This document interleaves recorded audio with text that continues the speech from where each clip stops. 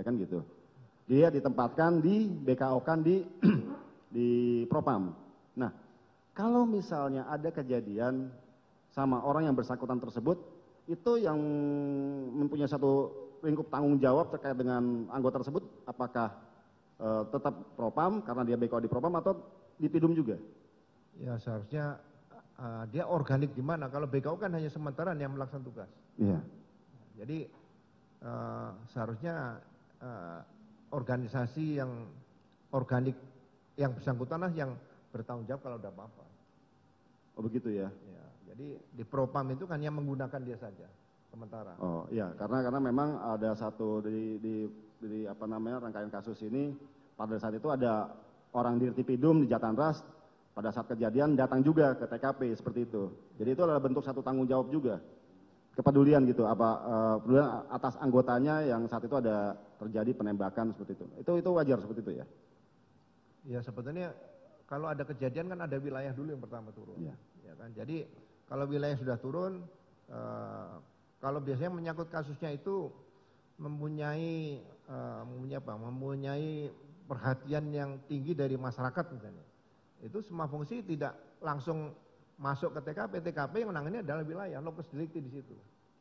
Jadi pihak-pihak lain yang datang ke situ mungkin bisa memberikan saran dan sebagainya. Jadi penanganannya itu harus mengedepankan wilayah dulu yang bekerja.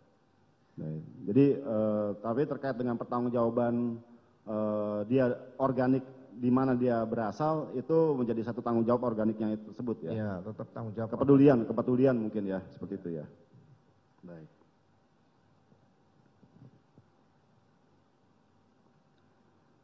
Untuk dari saya cukup ya Mulia. Lanjutkan.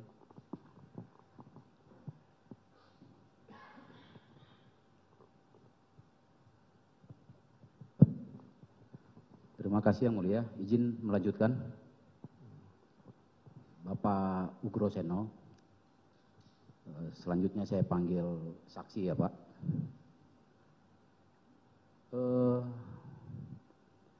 Bapak pernah menjabat sebagai Kadif Propam juga ya Pak ya? Iya betul. Kemudian terakhir di Wakapolri. Wakapolri ya. Baik Pak. Sewaktu Bapak menjadi Kadif Propam dan sampai saat ini, apakah Propam itu melakukan atau menjadikan objek pemeriksaan di Propam itu adalah polisi-polisi yang patut diduga melakukan pelanggaran? Ya, objek dari pemeriksaan Propam ya mulai dari yang masih belum jelas, biasanya tangani Paminal, begitu cukup bukti, biasanya kalau kaitan kode etik ya bisa ditangani dengan Biro Bertanggung Jawab Profesi, tapi kalau misalnya berkaitan dengan ini pelanggaran disiplin ditangani oleh pihak profesi. Berarti semua yang urusan dengan Propam biasanya ada masalah. Walaupun belum tentu salah, tapi pasti ada laporan diduga gitu aja pelanggaran. Baik, pertama berarti yang melakukan penyelidikan itu adalah Paminal ya Pak? Ya, Paminal itu biasanya kemampuan orang intelijen banyak di Paminal di sini digunakan. Jadi Paminal itu nggak dikenal orang, tapi kayak seperti silent operation gitu. Jadi dia akan menyelidiki tanpa menyentuh objek. Itu Paminal. Baik Pak. Paminal itu di mana terakhir yang menjabat Karo ini adalah terdakwa HK ya Pak ya. Kemudian Pak, saya ingin bertanya lagi, apabila di Paminal itu ada seseorang polisi yang sedang diperiksa dan kemudian hasil pemeriksaan di Paminal itu sudah dinyatakan terbukti melakukan pelanggaran dan sudah dilimpahkan ke Waprov, tinggal menunggu proses dari Waprov, apakah di PTDH atau apa. Tetapi di Paminal itu sudah selesai dengan dinyatakan terbukti melakukan pelanggaran. Kemudian orang tersebut menjadi pemeriksa kembali atau ditunjuk untuk memeriksa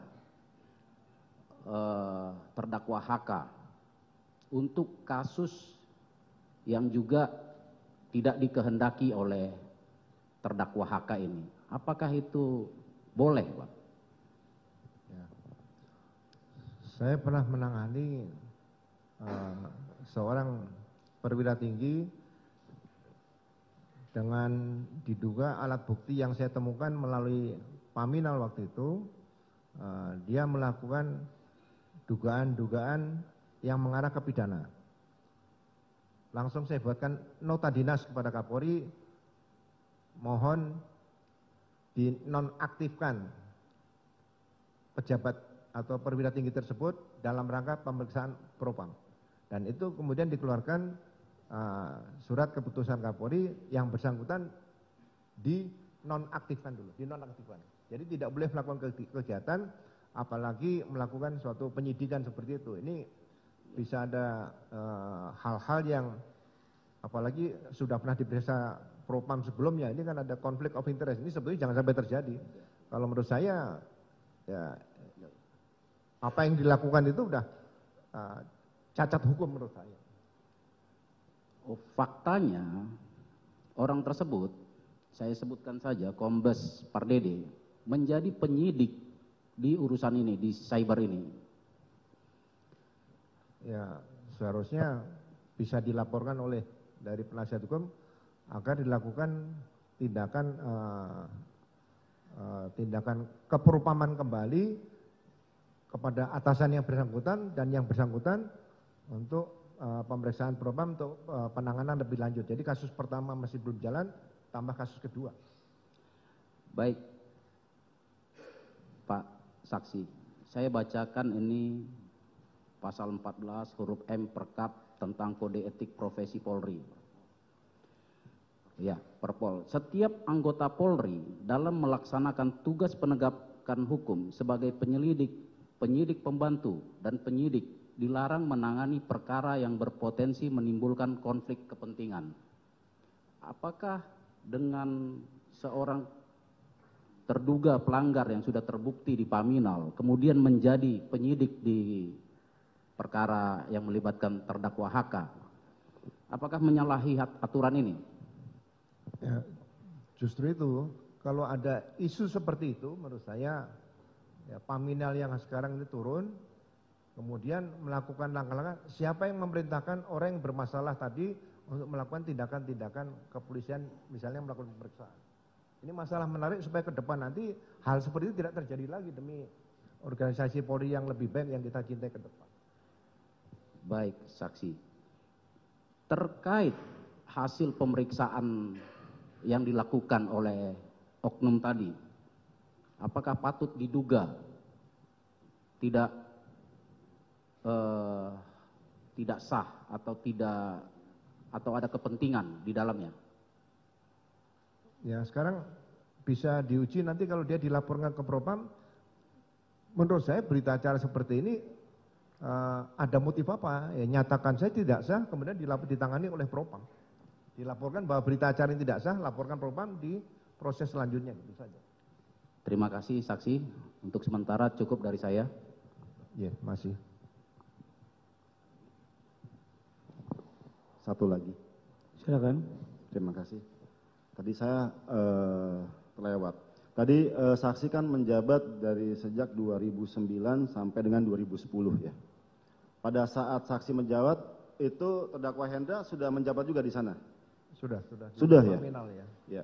Karena sampai dengan saat ini ternyata biasanya orang masuk Paminal buat mungkin stepping stone, habis itu jadi Kapolres dan lain sebagainya. Ternyata sampai dengan 2009-2010 Bapak menjabat di Propam, sampai dengan saat ini terakhir jabatannya terdakwa sebagai Karo Paminal dan tidak pernah pindah-pindah lagi selain di Paminal. Itu menurut pengalaman dari saksi itu ada nggak polisi seperti itu, hobinya di Paminal terus? Biasanya orang kan mau nyari tempat-tempat yang lebih baik gitu. Ya, saya tidak pernah melihat seperti itu. Biasanya orang kalau tugas di Propam itu Ya kalau bisa jangan lama-lama. Kalau bisa jangan lama-lama ya. Apalagi Paminal itu ya. Sebenarnya Paminal kalau zaman dulu kan pengamanan sandi. Orang kalau waktu saya masih pangkat mayor tahun 90-an itu, kalau lihat Pamsan itu udah, ini pasti akan ngawasi saya gitu. Ya, jadi memang ditakuti, disegani gitu. Jadi kalau Pak Hendra Kurniawan tugas di Paminal, saya juga begitu mendengar peristiwa ini, Hendra ini kok mencintai Propam. Ini mungkin sangat luar biasa, jarang polisi seperti ini. Begitu ya. Jadi jarang polisi mau lama-lama di Paminal ya Pak ya? Ya, kecuali jadi fungsi yang lain lah mungkin ya. Tapi kan kejenuhan ada, tapi dia hebat tidak jenuh tugas di situ. Itu yang saya lihat kehebatan ini si Pak Hendra Kurniawan itu aja. Oh ya, baik. Terima kasih. Ada yang mau menambahkan? Cukup dari kami. Baik, silakan dari penuntut umum. Baik, majelis hakim. Saudara saksi, saya tertarik tadi masalah yang diajukan oleh penasihat hukum tentang surat perintah yang tidak jelas jangka waktunya. Itu yang saudara jelaskan tadi, apakah pendapat atau memang diperbolehkan ada oleh ketentuan di Propam? Ada ketentuannya, kalau nggak pakai tanggal tidak apa-apa gitu. Gimana? Selama tidak ada temuan dari inspektorat, tidak ada temuan dari BPK menyatakan surat itu tidak sah, menurut saya ya surat itu sah. Artinya menurut Bapak ya? Iya. Iya. Jadi selama tidak ada temuan dari inspektorat Iya. atau pemeriksaan bahwa surat itu sah. Iya. Berarti selama kalau tidak ditemukan ya? Ya biasanya kan ada audit dan sebagainya, Iya, baik. pemeriksaan. Selama itu tidak terjadi ya, nah, kecuali ditemukan oleh Irwasum atau BPK bahwa surat itu tidak sah. Ya paling untuk perbaikan saja, tidak dinyatakan surat palsu, nggak ada. Baik. Kemudian ditanyakan hubungan dengan yang saudara jelaskan tadi, apakah sewaktu saudara tadi kan saksi pernah menjabat Kadif Propam ya? Sewaktu saksi menjabat Kadif Propam pernah menandatangani surat yang seperti itu? Jadi kalau saya tanda tangan surat itu biasanya belum ada nomor. Ya, saya tanda tangan dan itu nanti berjalan sendiri prosesnya. Jadi saya tidak pernah membawa surat itu minta tanggal, minta nomor, nggak ada. Itu ada proses sendiri. Untuk nomornya saja ya? Ya nomor sama semua diisi, biasanya diisi pakai pulpen. Nomornya ya? Ya. Nomor surat maksud Bapak ya? Iya. Oh, baik. Yang kedua tadi masalah pengamanan barang bukti boleh dilakukan Paminal dengan berita acara. Itu tadi Pak ya, pengamanan barang lah. Kalau Paminal kan belum ada barang bukti ya, barang gitu ya. Kalau tidak ada berita acara, pengamanan barang itu, apakah pengamanan barang itu sah? Tidak ada berita acaranya Pak gitu. Ya paling tidak kalau setiap polisi yang mengambil suatu langkah entah mengamankan, dia harus membuat berita acara.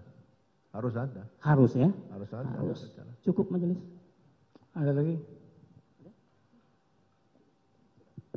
Cukup.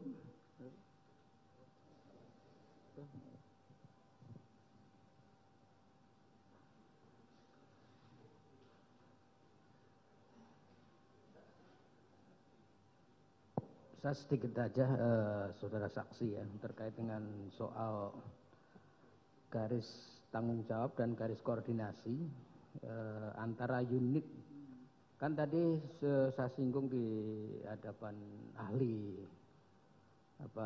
administrasi negara tadi tentang Perkapolri 6 tahun 2017 tentang struktur dan struktur organisasi dan tata laksana di Mabes itu kan.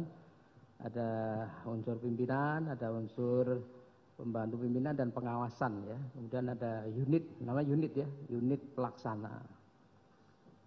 Nah, di bagian struktur organisasi itu kan di Propam itu di bagian unit pembantu ya, pembantu pimpinan ya, betul? Iya. Betul. Nah, kemudian kalau Bareskrim itu kan unit pelaksana. Laksana. Nah, apakah saksi bisa menjelaskan dari sisi filosofi pembagian unit itu dikaitkan dengan bagaimana koordinasi yang dilakukan antara dua unit yang katakanlah dua-duanya itu kalau saya lihat bagannya itu semua bertanggung jawab kepada Kapolri ya, kepada pimpinan. Bisa saksi jelaskan? Iya, biasanya kalau ada masalah Kapolri kan mendapat laporan 1 kali 24 jam. Ya. Apalagi itu nanti ditangani Propam juga datang, Bareskrimnya juga ada yang datang, dari wilayah juga ada, dari Intel ada. Biasanya langsung dilanjutkan rapat atau gelar perkara tersebut yang dipimpin oleh Kapolri atau Wakapolri atau siapa yang ditugaskan, misalnya Irwasum. Ya, baik. Saya tanyakan lagi. Kalau ada sebuah peristiwa pidana, ya, katakanlah ada laporan masuk yang juga didengar sebagaimana tadi saudara saksi uraikan, Paminal juga dengar ini, Propam juga dengar, langsung bergerak tanpa menunggu surat perintah. Bisa dimaklumi itu ya, di lapangan bisa kita maklumi juga. Nah, Propam ke sana, Paminal ke sana, ke tempat terjadinya peristiwa ya, TKP. Beritanya kan terjadi antar anggota begitu kan. Propam ke sana, Paminal ke sana, tapi di sana juga sudah ada unsur dari reskrim. Ya. Bahkan dia sudah melakukan fungsi reskrimnya. Kalau sudah seperti itu bagaimana sesuai dengan pengalaman saksi selama saudara pernah menjadi Kadif Propam di sana? Terkait dengan soal koordinasi tadi loh.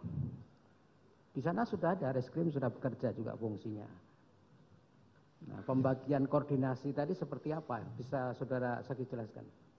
Iya, tergantung kasusnya Pak. Kalau kasusnya tuh murni yang umum ya, Paminal datang mungkin melihat situ membuat laporan saja, tidak sampai ke apa? Hanya membuat laporan saja. Iya, laporan mungkin bisa pengamatan, hasil pelaksanaan tugas di TKP dibuat laporan. Ya. Tapi kalau menyangkut ada bahan keterangan dalam konteks Paminal kan bahan keterangan bukan barang bukti itu. Iya. Oh, keterangan aja, bukan barang bukti, tidak nangani barang bukti. Iya, keterangan saja kan? Iya, tidak mengganggu situ. Tidak tapi kalau mengganggu. Iya, kalau berkaitan diduga ada anggota yang terlibat, mungkin jadi korban atau jadi pelaku, ada dengan senjata api dan sebagainya, biasanya bukan hanya Paminal, Propam itu termasuk Paminal, ya datang ke TKP yang diamankan senjata itu dulu. Tapi kalau wilayah itu kalau ada anggota terlibat. Tapi kalau tidak ada anggota terlibat, ada senjata api ya ditangani wilayah saja. Ya. Nah kan tentu Paminal kan juga butuh bahan keterangan untuk sebagai bahan untuk laporan terkait dengan soal perilaku tadi itu. Nah, pertanyaannya, bahan keterangan itu kalau katakanlah itu beririsan atau justru dibutuhkan untuk proses fungsi reskrim tadi bagaimana? Biasanya nanti jadikan petunjuk. Siapa yang datang ke TKP pertama, apa yang dilihat juga kan bisa menjadi bahan masukan pada pimpinan. Tapi kan kalau dijadikan saksi kemungkinan kecil tidak, karena sesuai dengan KUHAP, saksi kan hanya melihat, mendengar atau mengalami sendiri. Dia hanya membuat laporan. Mungkin pada saat suatu gelar itu hanya bisa dapat menjadi masukan pimpinan aja lah. Ya. Artinya irisan batas kewenangan itu sudah nampak jelas sekali ya. Oh ini urusan Paminal, oh ini urusan reskrim untuk kaitannya dengan soal peristiwa pidana itu. Ya jadi mohon maaf Pak Hakim, jadi kalau ada kejadian itu mungkin ada polis lain itu batasnya kan di situ. Jadi tidak boleh setiap orang masuk TKP di situ. Jadi kalau masuk TKP, polisi masuk TKP ngacak-ngacak juga senanya itu ya mungkin pengetahuannya kurang saja. Tapi sebenarnya ada batasan-batasan yang di mana dia berperan di mana itu sudah jelas. Ya itu tadi karena saya kaitkan dengan soal struktur bahkan tadi antara unit pelaksana, antara unit pengawas dan tadi. Siap. Ya, cukup. Baik.